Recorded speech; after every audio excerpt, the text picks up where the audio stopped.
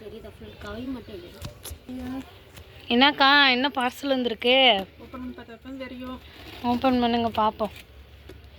இது ஃப்ரிட்ஜ் ரொம்ப கசன்னு இருக்கா. காய்கறியெல்லாம் எதுவும் வைக்க முடியல.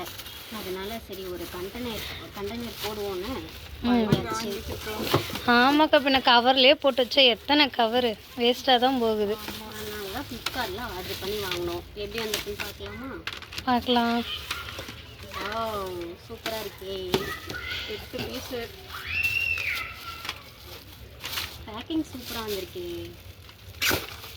ஒன்று மட்டும் பார்க்கலாமா எப்படி இருக்குன்னு? தாராளமாக பார்க்கலாமே.